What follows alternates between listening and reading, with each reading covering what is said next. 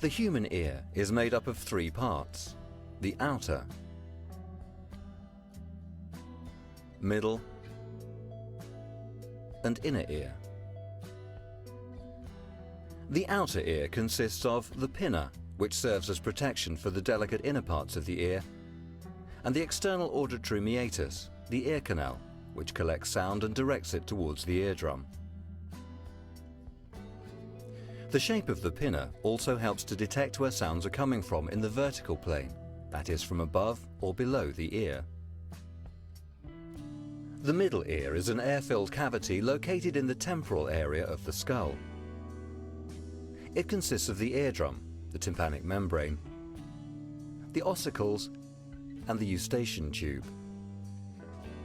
The tympanic membrane is concave with an area of between 60 and 90 millimeters and an average thickness of just 7/100ths of a millimeter, and it has a very rich blood supply. Sound waves enter the ear canal and strike the tympanic membrane, setting it in motion. The louder the sound, the more the membrane moves. The middle ear also contains three small bones, known as the ossicles. These are connected in a chain across the middle ear, from the tympanic membrane to the entrance of the cochlea, called the oval window. The ossicles are called the malleus, the hammer, the incus, the anvil, and the stapes, the stirrup. The handle of the malleus is attached to the tympanic membrane, and the base of the stapes, known as the stapes footplate, sits loosely in the oval window of the cochlea, held in place by the annular ligament. The tympanic membrane vibrates in response to sound. The eardrum moves the malleus, which in turn moves the incus,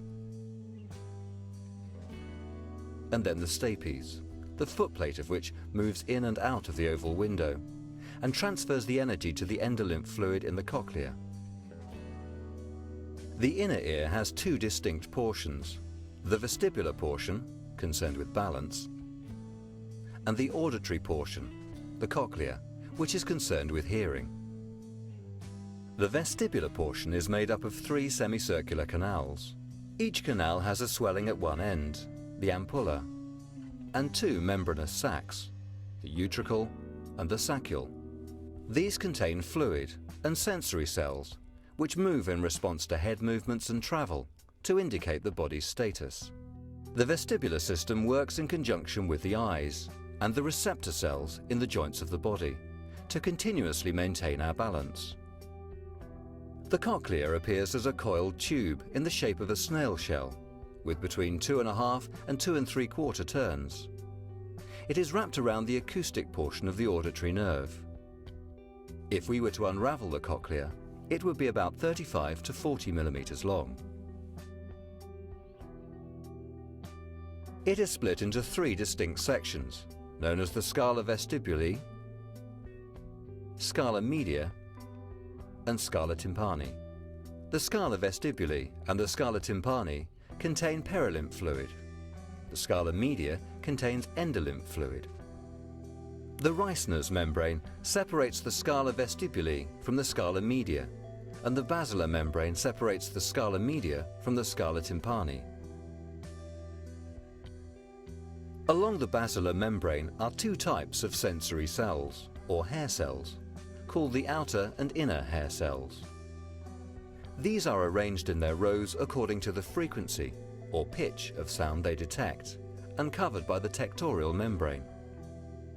Each hair cell has tiny hair-like projections, called stereocilia, attached to them.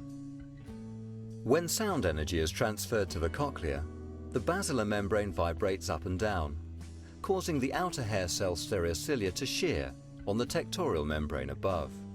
This shearing action causes the stereocilia to bend, which opens the ion gates, leading to chemical changes and a resulting electrical charge inside their cells. These charges make a neural impulse, which travels along the auditory nerve to the brain and which is interpreted as sound. This complex mix of physical, chemical, and mechanical processes occurs almost instantaneously and creates our perceptions of the sounds we hear in everyday life.